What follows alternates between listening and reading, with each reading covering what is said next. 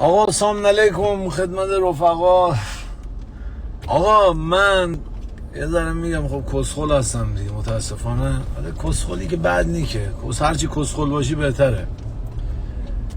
دیشب داشتم این دایرکت ها رو که نگاه میکردم، یکی از این رفقای ما عزیز جان ها که نمیشناسیم هم دیگه رو گفت وایسان بهتر نیست که به خاطر روحیت بری اون خونه‌ای که حاج آرش خالی کرد. حاج آرش داره میره پنت هاوس دیگه، اون خونه‌ای که حاج آرش هست بری باشی. من دیشب که فکر کردم دیدم ایشون درست گفت، چون ما تو این خونه اومدیم، تو این خونه جدید، اما روز اول که دیگه آخرین وسیله رو آوردیم یه تلفن کلیدی گرفتیم که آقا این بنده خدا به رحمت خدا رفت. من از اون روزم حاجی تو این خونه نمیتونم شبا بخوابم.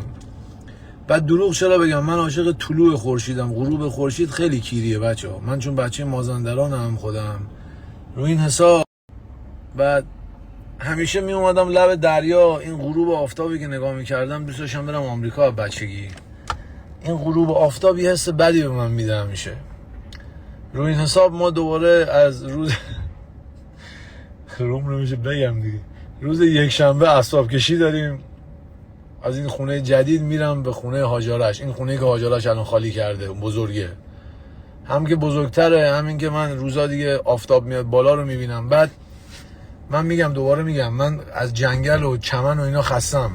این خونه که الان توشم ویوی چمن و جنگل رو دارم، حال نمیکنم. میخوام برگردم دوباره همین ویوی اینجا رو داشته باشم. ویوی اینجا رو میخوام داشته باشم.